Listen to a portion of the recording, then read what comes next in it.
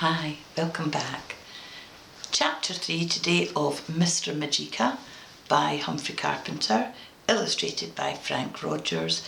It's a puffin book. Hamish goes swimming. In fact, for a long time after that, Mr. Magic, as all class 3 were soon calling him, didn't forget that he was meant to be a teacher and not a wizard. Nothing peculiar happened for weeks and weeks, and the lessons went on just as they would have with any other teacher. The magic carpet, the chips, and the snake seemed like a dream. Then Hamish Bigmore came to stay at Thomas and Pete's house. This wasn't at all a good thing, at least not for Thomas and Pete, but they had no choice. Hamish Bigmore's mother and father had to go away for a few days, and Thomas and Pete's mum had offered to look after Hamish until they came back. She never asked Thomas and Pete what they thought about the idea until it was too late. Hamish Bigmore behaved even worse than they had expected. He found all their favourite books and games which they had tried to hide from him and spoilt them, or left them lying about the house where they got trodden on and broken.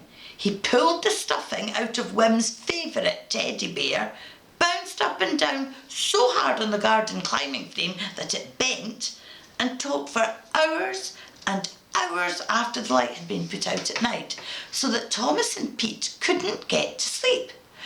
"It's awful," said Thomas. "I wish that something really nasty would happen to him." And it did. Hamish Bigmore was behaving just as badly at school as at Thomas and Pete's house. The business of the ruler turning into a snake had frightened him for a few days, but no longer than that. And now he was up to his old tricks again, doing anything rather than listen to Mr. Majeika and behave properly. On the Wednesday morning before Hamish Bigmore's mother and father were due to come home, Mr. Majeika was giving class 3 a nature study lesson with the tadpoles in the glass tank that sat by his desk. Hamish Bigmore was being ruder than ever. "Does anyone know how long tadpoles take to turn into frogs?" Mr. Majeika asked class 3. "Haven't the slightest idea," said Hamish Bigmore. "Please," said Melanie, holding up her hand, "I don't think it's very long, only a few weeks." "You should know," sneered Hamish Bigmore. "You just look like a tadpole yourself." Melanie began to cry. "Be quiet, Hamish Bigmore," said Mr. Majeika. "Melanie is quite right. It all happens very quickly. The tadpoles grow arms and legs, and very soon, I shouldn't think they'll grow at all if they see you staring in at them through the glass," said Hamish Bigmore to Mr. Majeika. "Your face would frighten them to death." "Hamish Bigmore, I have had enough of you," said Mr. Majeika. "Will you stop behaving like this?" "No, I won't," said Hamish Bigmore.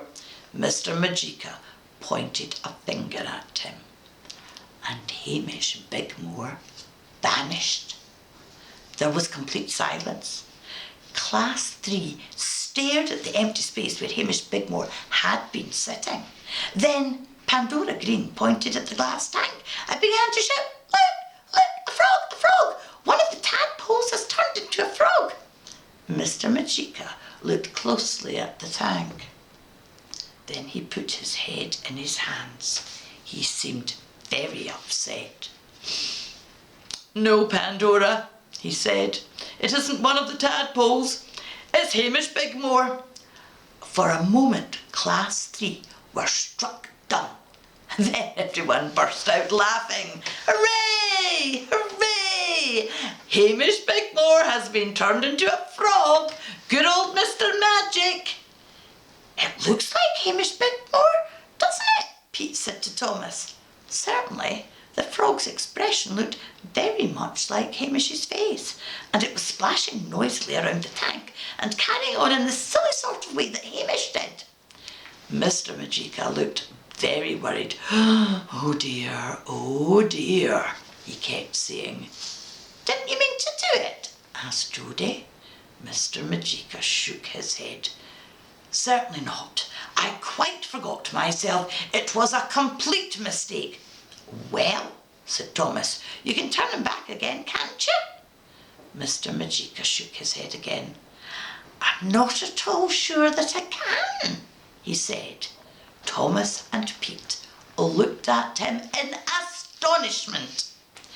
You see, he went on, it was an old spell, something I learnt years and years ago and thought I'd forgotten.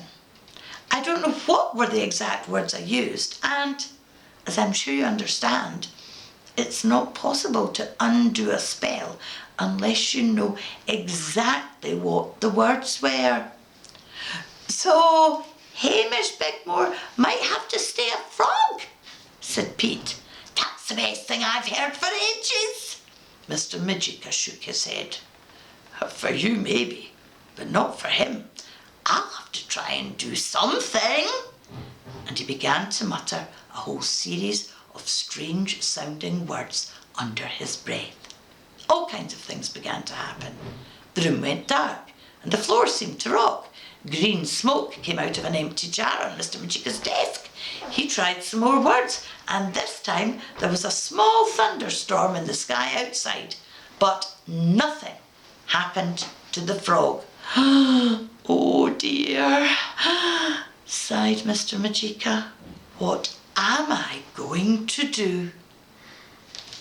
And you'll have to wait until tomorrow to find out what he'll have to do.